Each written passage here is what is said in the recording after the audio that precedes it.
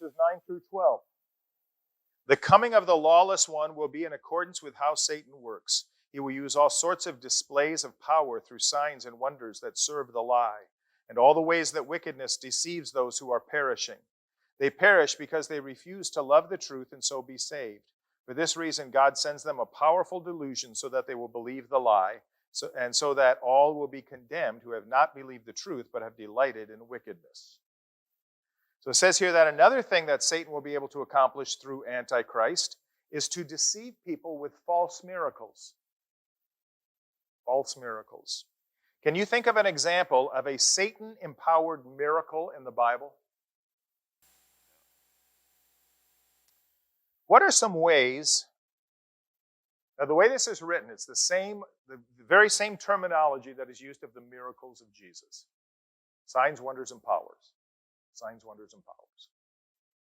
So, what are some ways we might be able to discern if a miracle is of God or of Satan? Okay, you have the goodness of God, the glory of God. Okay, yeah. Who is exalted? Who does it point to? Okay. Yeah, is it in keeping with the Word of God leading up to it?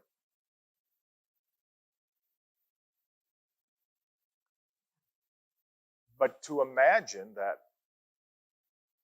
how confusing do you think it would be to the world?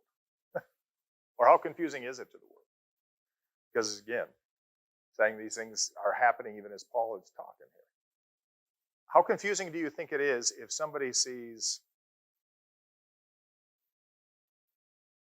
this person healed of whatever, heart disease, and this person healed of heart disease? And one is done by the power of God and one is done by the power of Satan. But nobody who can tell, right?